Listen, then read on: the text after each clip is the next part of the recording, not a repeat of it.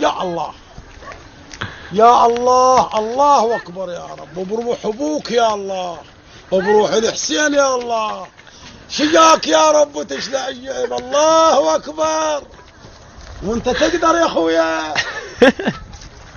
شو لك شو كده بعدين. لا واحد يسوينا غيره مو شاطر.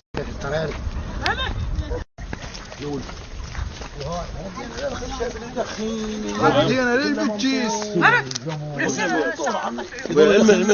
ما يدخن والله هسه قبر اشتغل. شعوب فقيرة، شعوب ما مستعدة للبريد، ناس ما عندنا ملابس، ما عندنا بناء، ما عندنا خدمات. الدول تستعد للبريد، خدمات، تدفئة، تكييف. احنا لا شتاء بخير لا صيف بخير. شو تقول هسه انت؟ شو تقول؟ فيه؟ لا وبعد غير هاي. وبعد غير هاي.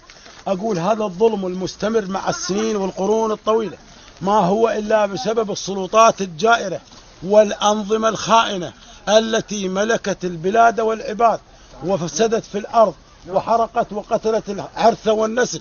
احنا كعراقيين وكشعوب مظلومة مهضومة مستضعفة لا يجب ان ننتفض ونصنع ثورة جماهيرية، وحيث ان الثورة لا يتصدى لها ولا يقوى لها لا الشرق ولا الغرب. احنا كلنا نعرف ان رأي الجماهير هو الاقوى. يا ابوي السلام ورحمة الله. مرحبا وسهلا. وين تبي ابوي؟ يا ابوي يا ابوي الله اكبر. شو تقول هسه؟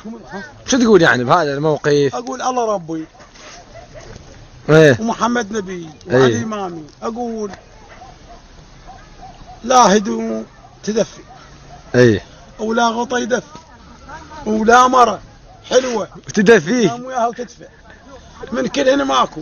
عمي احنا مو عراقيين، عمي احنا لاجئين، عمي احنا يسمونا معزبين بهاي الدولة.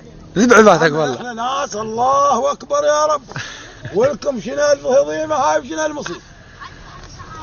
يا ربي الله اكبر.